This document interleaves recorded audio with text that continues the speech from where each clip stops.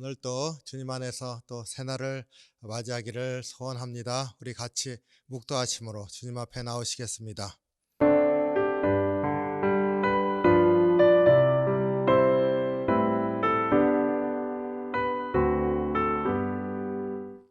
아멘. 찬송 521장 구원으로 인도하는 함께 찬송합니다.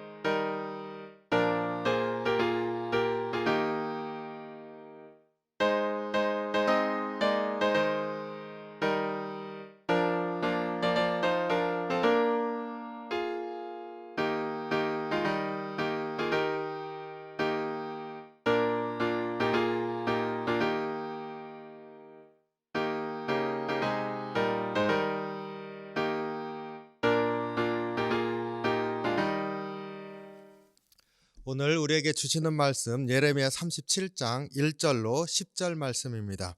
함께 봉독합니다. 요시아의 아들 시드기야가 여호야김의 아들 고니야의 뒤를 이어 왕이 되었으니 이는 바벨론의 느부갓네살 왕이 그를 유다 땅의 왕으로 삼음이었더라. 그와 그의 신하와 그의 땅 백성이 여호와께서 선지자 예레미야에게 하신 말씀을 듣지 아니하니라. 시드기야 왕이 살레마의 아들 여후갈과 마아세야의 아들 제사장 스바냐를 선지자 예레미야에게 보내 청하되 너는 우리를 위하여 우리 하나님 여호와께 기도하라 하였으니 그때 예레미야가 갇히지 아니하였으므로 백성 가운데 출입하는 중이었더라. 바로의 군대가 애굽에서 나오매 예루살렘을 에워쌌던 갈대아인이 그 소문을 듣고 예루살렘에서 떠났더라. 여호와의 말씀이 선지자 예레미야에게 임하여 이르시되 이스라엘의 하나님 여호와께서 이와 같이 말씀하시니라. 너희를 보내어 내게 구하게 한 유다의 왕에게 아뢰라. 너희를 도우려고 나왔던 바로의 군대는 자기 땅 애굽으로 돌아가겠고 갈대아인이 다시 와서 이 성을 쳐서 빼앗아 불사르리라. 여호와께서 이와 같이 말씀하시니라. 너희는 스스로 속여 말하기를 갈대아인이 반드시 우리를 떠나리라 하지 말라. 그들이 떠나지 아니하리라. 가령 너희가 너희를 치는 갈대아인의 온 군대를 쳐서 그 중에 부상자만 남긴다 할지라도 그들이 각기 장막에서 일어나 이 성을 불사르리라. 아멘. 기도하겠습니다. 사랑이 많으신 주님, 주의 은혜 감사합니다. 오늘 또 주님 안에서 참으로 말씀 가운데서 소망을 얻고 주님과 함께 또 귀한 날을 보내는 그러한 날이 되기를 소원합니다. 이 시간 주의 말씀으로 역사하셔서 우리의 마음 가운데 주의 마음 다시 한번 가질 수 있게 인도해 주시옵소서. 감사드리며 예수님 이름으로 기도하옵나이다. 아멘. 예레미야 37장 38장은 이제 시드기야 왕 때 예레미야 선지자가 말씀을 선포하셨던 그런 행적을 우리에게 보여주고 있습니다. 36장 우리 바로 앞에서 봤었던 그 말씀이죠. 여호야김 왕과의 그 일이 있었던 그러한 사건들을 우리에게 전해 주었습니다.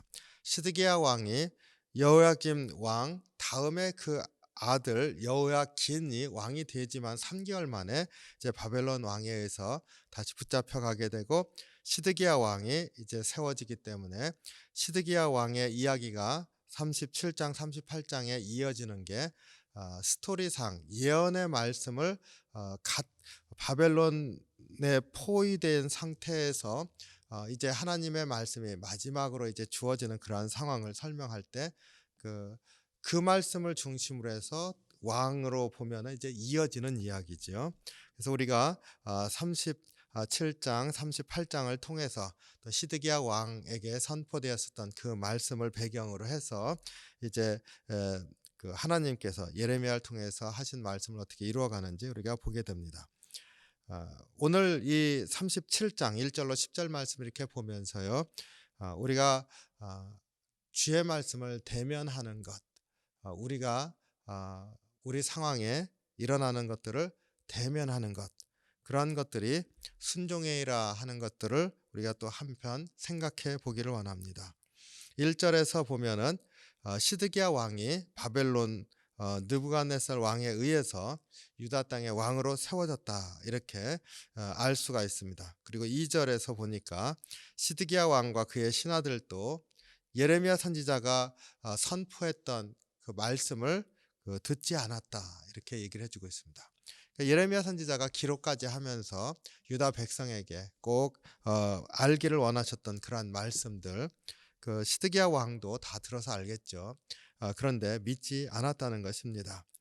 시드기야 왕과 예레미야 선지자의 그 만남의 시작이 시드기야 왕에 의해서 시작되었습니다. 기도 요청을 했죠. 3절에 보니까 시드기야 왕이 셀레마의 아들 여후갈과 마아세의 아들 제사장 스바냐를 선지자 예레미야에게 보내 청하되 너는 우리를 위하여 우리 하나님 여호와께 기도하라 하였으니, 여기에서 하나님께서 우리에게 주시는 말씀이 무엇인가라고 하는 것을 묻지를 않고 너는 우리를 위하여 기도해달라 이렇게 요청을 했습니다.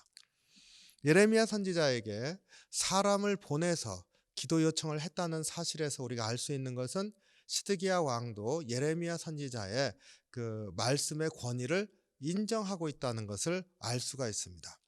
그 말씀의 권위 인정하면서도 예레미야 선지자를 통해서 이미 하나님께서 주신 말씀이라 한 그 말씀을 받아들이고 있지 않으니까 이미 주신 말씀을 그것을 내려놓고 우리를 위해서 하나님께 기도해달라 이렇게 사람을 보냈습니다.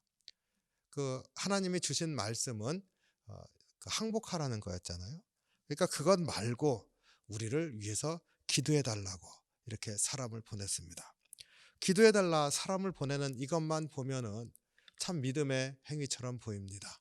그런데 사실은 하나님 주신 그 말씀을 이제 받아들이지 않고 그리고 우리를 위해서 다른 걸 기도해달라. 그 다른 게 뭡니까?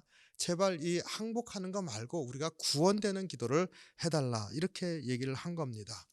우리와 비슷한 심정의 그러한 그 기도 요청이라고 볼 수도 있습니다. 그러나 하나님께서 이것을 기뻐하는 그러한 것은 아니겠죠.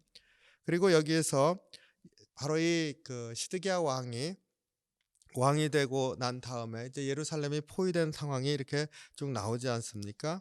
이 포위된 상황이 나올 때 바벨론이 이집트가 이제 바벨론이 강국으로 이제 부상을 하니까 싸워서 저지하려고 막 오던 때입니다. 그러니까 예루살렘을 포위했었던 바벨론의 포위가 약간은 느슨해지는 바로 그러한 때였습니다. 우리가 앞서서 봤습니다만 이집트가 지지요. 그런 것처럼 하지만 이때 당시에 시드기야 왕은 이제 이집트를 통해서 바벨론이 꺾이고 이제 예루살렘이 이제 포위로부터 벗어나게 되는 그러한, 그래서 다시 한번 어, 기회를 잡는 그러한 은혜를 얻기를 원해서 예레미야 선지자에게 기도해 주십시오 한 겁니다. 그러니까 사실은 하나님의 계획과 전혀 다른 것을 요청한 거죠.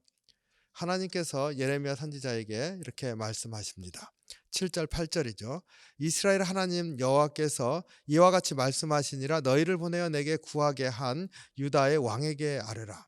너희를 도우려고 나왔던 바로 군대는 자기 땅 애굽으로 돌아가겠고 갈대아인이 다시 와서 이 성을 쳐서 빼앗아 불사르리라.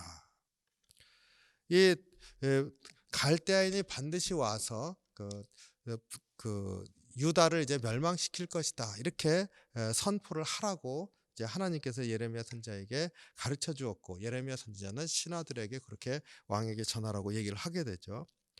10절에 보니까요, 가령 너희가 너희를 치는 갈대아인의 온 군대를 쳐서 그 중에 부상자만 남긴다 할지라도 그들이 각기 장막에서 일어나 이 성을 불사르리라. 무슨 말입니까? 그 애굽하고 싸운 다음에 약간 지쳐있는 바벨론 군대를 유다가 나가서 싸워가지고 설사 물리친다고 치더라도 그 갈대아 사람들, 바벨론 사람들이 부상자만 남는다 할지라도 그 부상자들을 다시 일으켜서 반드시 예루살렘이 불타도록 하시겠다, 하나님께서 아주 분명하게 말씀하셨습니다. 참 어려운 그러한 말씀을 이제 받고 있습니다. 이러한 그 말씀을 이렇게 예레미야 선지자가 이렇게 강하게 선포하고 있을 때에 우리 시드기야 왕이나 우리들이나 사실은 용납하기 쉽지는 않을 겁니다. 근데 오늘 같이 묵상하기를 원하는 말씀은 9절입니다. 여호와께서 이와 같이 말씀하시니라. 너희는 스스로 속여 말하기를 갈대아인이 반드시 우리를 떠나리라 하지 말라. 그들이 떠나지 아니하리라. 하나님께서 아주 확실하게 바벨론이 유다를 칠 것이다 말씀하시는데, 앞서 말한 것처럼 설사 유다가 싸워서 이긴다 할지라도 부상자들로 일어나서 유다를 치게 할 것이다. 이 정도로 확실히 그들은 너희를 칠 것이다. 그러니 어떻게 하지 말라고요? 너희 스스로를 속이지 말라. 우리가 오늘 말씀 이렇게 보면서 너희 스스로를 속이지 말라 하는 이 말씀을 우리가 묵상하기를 원합니다. 우리에게 있는 것들을 말씀을 따라서 대면하는 것, 이것이 얼마나 어려운지 우리 잘 알고 있습니다. 그러나 이 대면하는 것, 말씀을 따라 살아가는 것, 이것이 사실은 그때 상황에서는 나쁜 것이고 힘든 것이지만은 그러나 소망이 있는 길이라 하는 것을 우리가 기억하길 원합니다. 오늘 말씀을 보면은요, 항복하라는 거 아닙니까? 너희를 속이지 말라, 스스로 속이지 말라, 그냥 항복해라, 이 말 아닙니까? 그러면 유다 백성이 속이지 않으려고 하는 삶을 하는 건 뭡니까? 그냥 항복하는 겁니다. 그러면은 바벨론의 그 속국이 되어서 사는 것입니다. 그러면은 지는 거 아닙니까? 그런데 사실은 그것도 순종이라고, 그 안에는 소망이 있습니다. 하나님께서 70년 후에 회복시키신다고 하는 말씀을 주시잖아요. 지금 항복하라는 것이 그 어려운 길로 들어가는 길이고 받아들일 수 없는 길인데, 그것을 대면하고 받아들이라, 속이지 말고 받아들여라. 이걸 받아들일 때 주님이 그것도 소망이 있는 삶이라는 것이죠. 하지만은 하나님의 말씀을 따르지 않고 스스로 싸워서 그것을 이겨보겠다고 했을 때 결과는 무너지는 것이고 그 안에서 불순종이라고 하는 죄만 더 늘어나게 되는 것임을 보게 됩니다. 오늘 이 말씀을 이렇게 대하면서요, 정말로 우리가 주의 말씀을 붙들고 대면하여서 우리 자신을 속이지 않고 말씀 따라 살려고 애쓰는 것, 그것이 지금 현실에서는 어려울 수 있지만은 그러나 그 안에는 무엇이 있다고요? 소망이 있다는 것을 잊지 마시기 바랍니다. 말씀을 따라 사는 것에는 하나님께서 유다에게 항복하라 지는 것처럼 보이는 이 말씀 안에는 다음이 있지 않습니까?